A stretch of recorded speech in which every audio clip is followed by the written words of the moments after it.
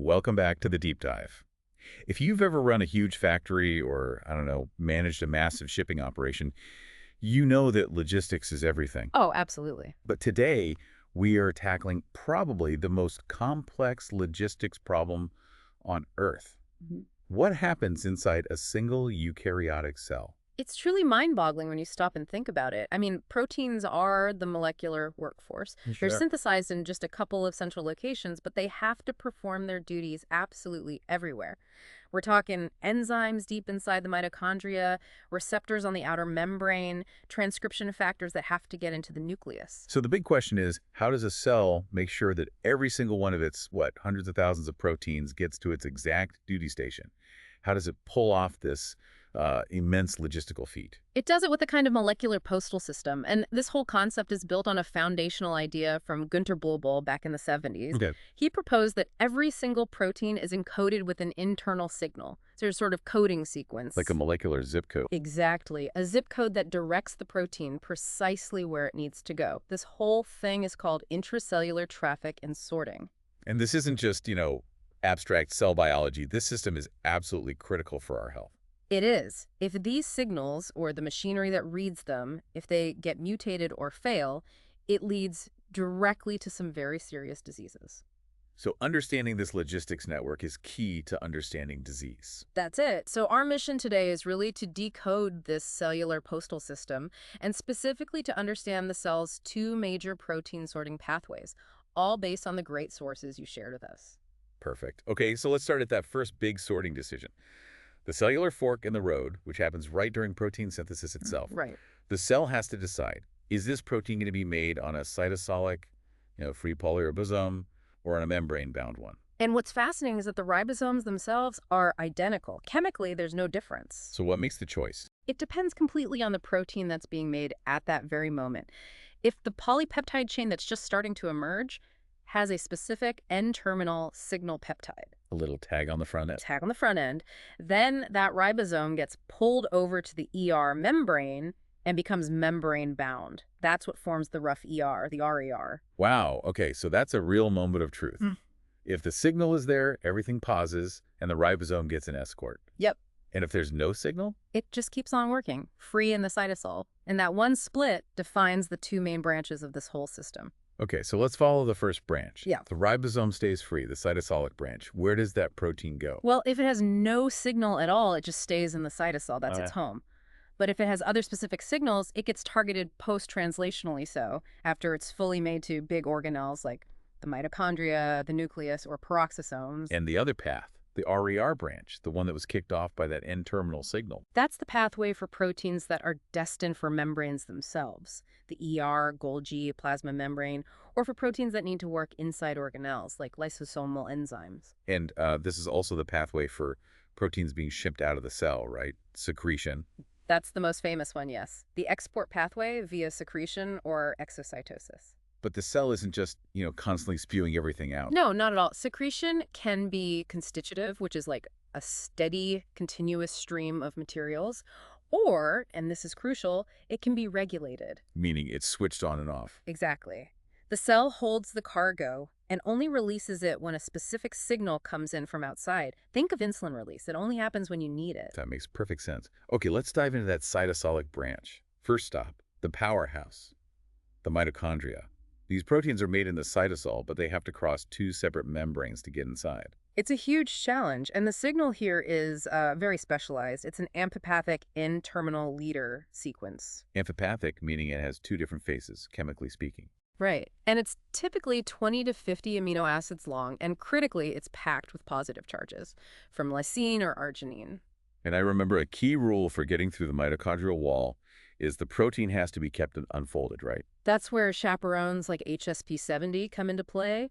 They act like molecular shepherds, keeping the protein in a linearized, unfolded state. Ready to be threaded through the needle. Exactly. And it's a double needle. It first has to pass through the translocase of the outer membrane, the TOM complex, and then immediately through the translocase of the inner membrane, the TIM complex. So it's like a double-door airlock system. And this whole thing requires energy. What's pushing the protein across? It's a dual-powered engine. First, you need ATP hydrolysis from those chaperones, which helps unfold and kind of push the protein. But the really clever part is the electrical An force. electrical force. The intermitochondrial membrane has a powerful proton motive force. It's strongly negative on the inside. Ah, so that negative charge just yanks the positively charged leader sequence right in. It acts like a magnet. It literally pulls the protein into the matrix. Brilliant. Okay, from the powerhouse to the control center, the nucleus, we have this massive two-way traffic going through the nuclear pore complexes. Right, the MPCs. These are the gatekeepers. And because the pores are so huge, it's really only the large molecules that need an escort to get across. And for a protein, that escort pass is the nuclear localization signal, the NLS. Correct. It's usually a sequence rich in basic amino acids. That classic pro-lyslyse or glyce-val is one example. And it binds to a receptor called an importin. Okay, but here's where the logic gets really cool, because you need directionality. You can't have the important just dropping its cargo anywhere. And the key to that directionality is a small GTPase called Ran. Ran. Ran is a molecular switch, and the genius is in its asymmetry. In the cytoplasm, the machinery keeps Ran in its inactive Ran-GTP form, but once you're inside the nucleus, other factors switch it to its active Ran-GTP form. So you create this steep concentration gradient. High Ran-GTP inside the nucleus, low outside. Precisely.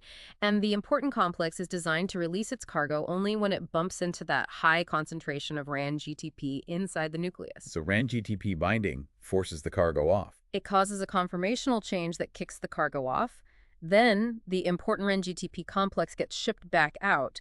The GTP is hydrolyzed, and the cycle starts again. That gradient is everything for providing direction. That is just incredible design.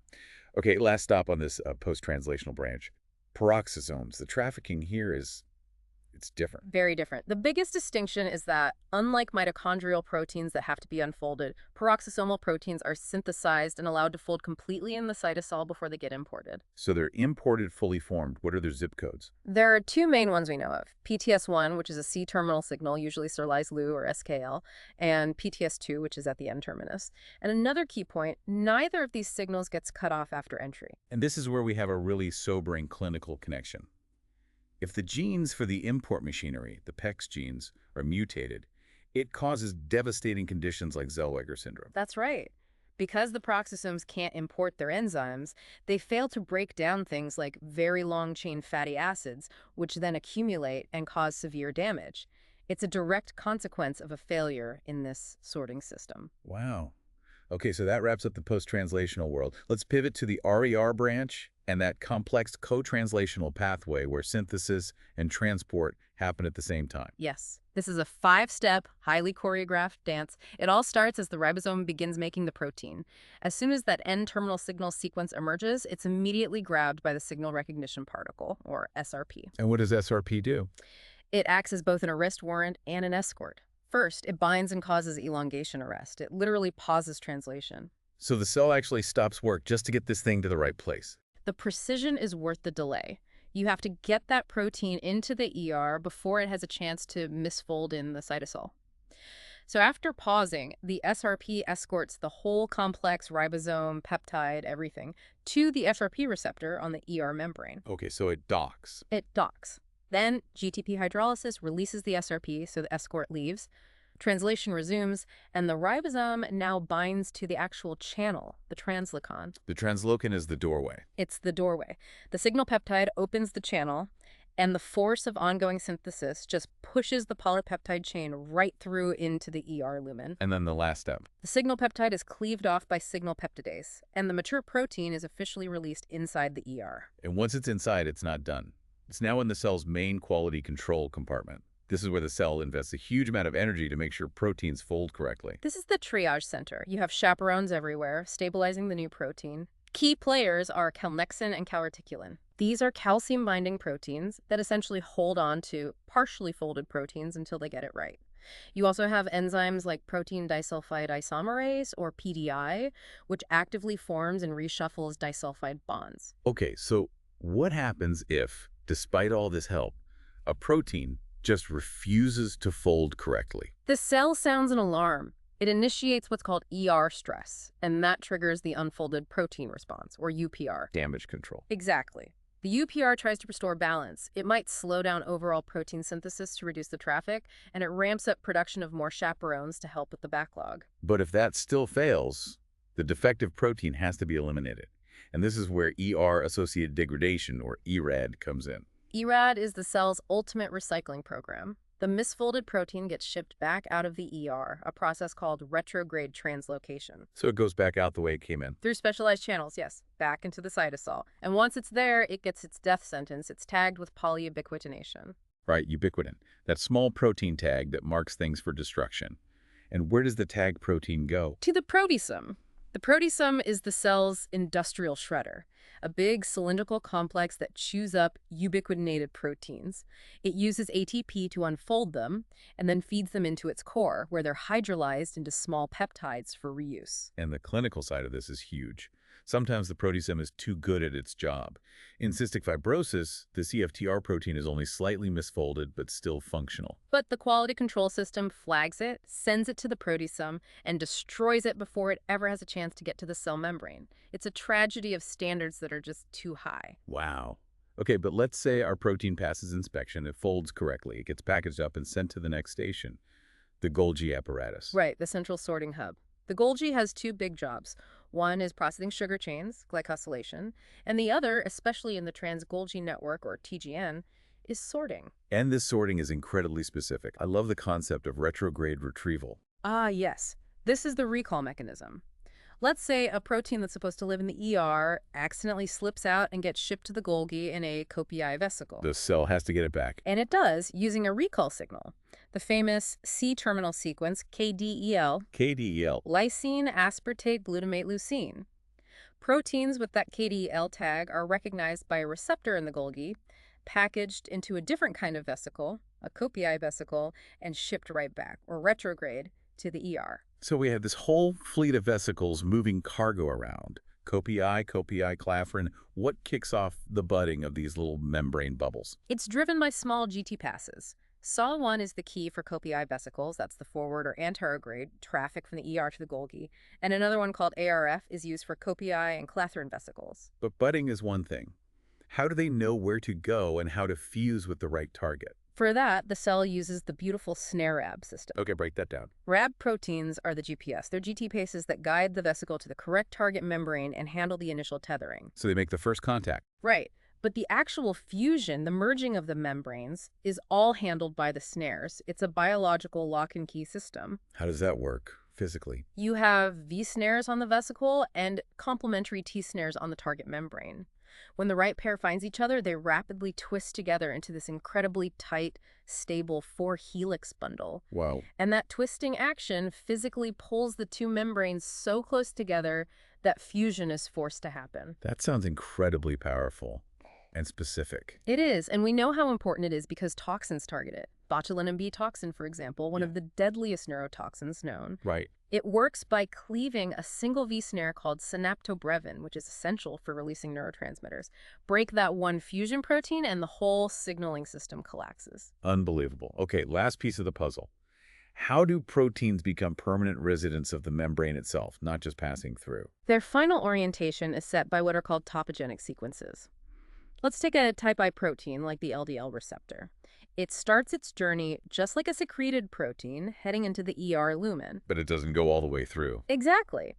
Embedded in its sequence is a stretch of hydrophobic amino acids called a halt or stop transfer signal. So the translocon is pushing it through, and then it hits this roadblock. It hits the roadblock.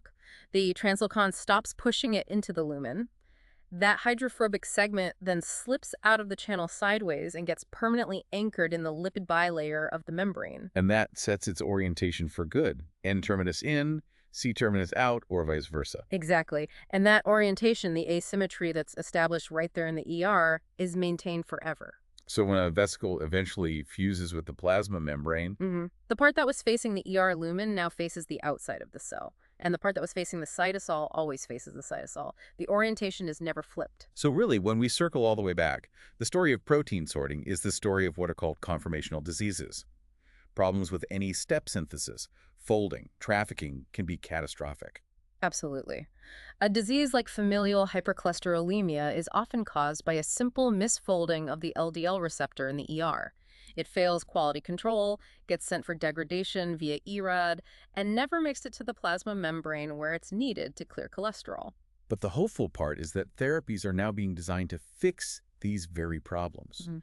using small molecules, what they call chemical chaperones, to try and help these slightly defective proteins fold correctly and sneak past the quality control system. Exactly. So, to recap this whole amazing journey, there are four huge takeaways. Hmm. First, protein sorting is all governed by signal sequences, those molecular zip codes. Right. Second, the two main pathways are the RER for secreted and membrane proteins, and the cytosolic branch for mitochondria, nucleus, and peroxisomes. Third, the cell has this intense quality control system with chaperones for folding and the ubiquitin-proteasome for degradation. And finally, all that transport is driven by this suite of small GTPases, Hmm. Ran, Rab, Sar1, ARF, and the snares that handle the final fusion. That's the whole system in a nutshell. That was a truly phenomenal deep dive into the cell's logistical network. Well, here's a final provocative thought for you to chew on. We focused almost entirely on the protein cargo. But think about the vehicle, the membrane itself. Oh. The thickness and the lipid composition of membranes are different all over the cell. The ER membrane is thin, the plasma membrane is thicker, and this actually affects which transmembrane proteins can even live there comfortably. Ah, So consider the immense complexity of not just coordinating the transport of the protein cargo, but also synthesizing and delivering the exact lipids and structural components needed to build and maintain the unique identity of every single organelle membrane. so the membrane isn't just the road, it's part of the destination. A fascinating puzzle. Thank you so much for sharing your sources and joining us on the deep dive. We hope you feel significantly more well-informed.